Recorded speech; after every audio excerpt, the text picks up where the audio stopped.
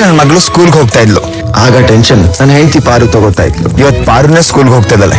ಈಗ್ಲೂ ಟೆನ್ಷನ್ ಪಾರುಗೆ ಆಗ್ತಾ ಇದೆ. ಅಮ್ಮ ವಾಟರ್ ಬಾಟ್ಲ್ ತುಂಬಿಸ್ಕೊಂಡಾ? ಮೊಬೈಲ್ ಚಾರ್ಜ್ ಮಾಡ್ಕೊಂಡ್ಯಾ? ಹ್ಞೂ ಮೇಡಮ್. ಹೇರ್ ಸ್ಟೈಲ್ ಏನಿದು? ಸ್ಕೂಲ್ಗೆ ಹೋಗ್ತಾರ ಪಾರ್ಟಿಗೆಲ್ಲ. ಅಮ್ಮ ಎಲ್ಲ ತಗೊಂಡ್ಯಾ? ಎಲ್ಲ ತಗೊಂಡಿದ್ದೀನಿ. ಮತ್ತೆ ಇದು?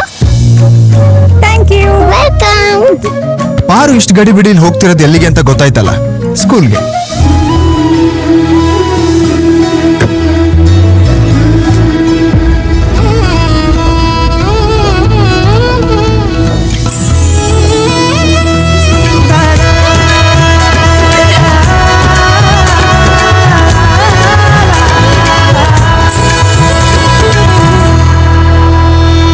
ಪಾರು, ಆ ಸ್ಕೂಲ್ ಡೇ ನೆನ್ಪಿದ್ಯಾ?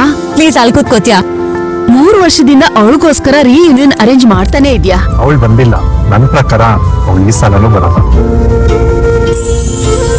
ಬರ್ತಾಳೆ ಖಂಡಿತ. ನನ್ ಗೆಳತಿ ಗಾಯತ್ರಿ ಬಂದೇ ಬರ್ತಾಳೆ.